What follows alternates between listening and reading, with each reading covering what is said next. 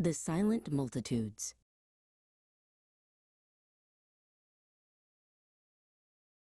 Elias lived in a world of ghosts. The crimson of a sunset, the cerulean of a deep sea, all had faded to shades of ash in his eyes.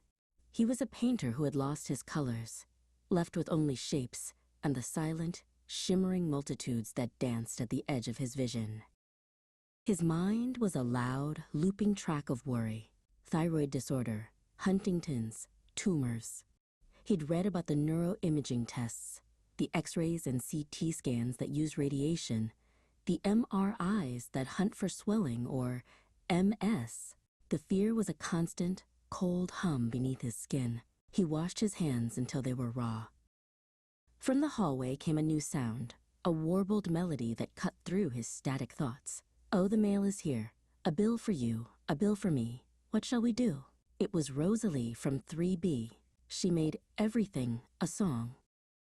"Mr. Painter," she'd call him, her voice a cascade of notes. "Time for some art banter. Did the muses whisper to you in monochrome last night?"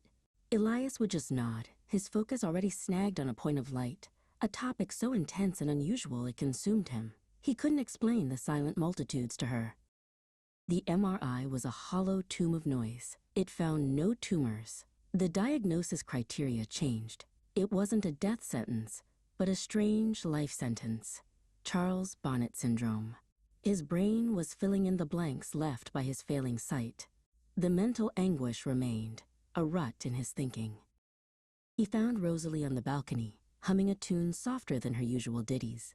"It's the day Hallie died," she said, not looking at him. "My nursing home buddy. The losses, they stack up, you know." Her song was about remembering a favorite brand of tea. As Rosalie hummed her sad, sweet song, Elias watched the phantoms in his vision.